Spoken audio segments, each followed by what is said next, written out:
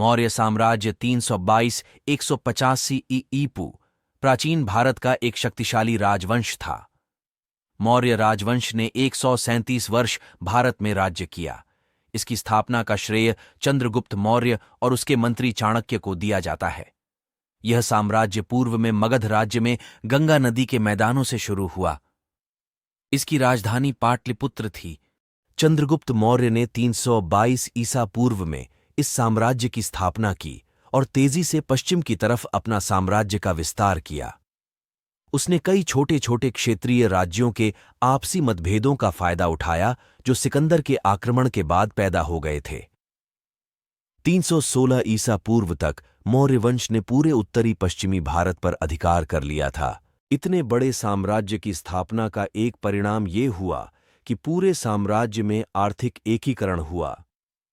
किसानों को स्थानीय रूप से कोई कर नहीं देना पड़ता था, हालांकि इसके बदले उन्हें कड़ाई से पर वाजिब मात्रा में कर केंद्रीय अधिकारियों को देना पड़ता था। सैन्य व्यवस्था 6 समितियों में विभक्त सैन्य विभाग द्वारा निर्दिष्ट थी। प्रत्येक समिति में 5 सैन्य विशेषज्ञ होते थे। पैदल सेना, अश्वसेना, गज सेना, रथ सेना तथा नौसेना की व्यवस्था थी। सैनिक प्रबंध का सर्वोच्च अधिकारी अंतपाल कहलाता था।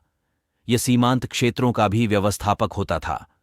मेघस्थनीज के अनुसार चंद्रगुप्त मौर्य की सेना 6 लाख पैदल, 50,000 अश्वारोही, 9,000 हाथी तथा 800 रथों से सुसज्जित अजेय सैनिक थे। मौर्य सम्राट की मृत्यु 227-226 के उपरांत लगभग 2 सदियों 322-185 से चले आ रहे शक्तिशाली मौर्य साम्राज्य का विघटन होने लगा।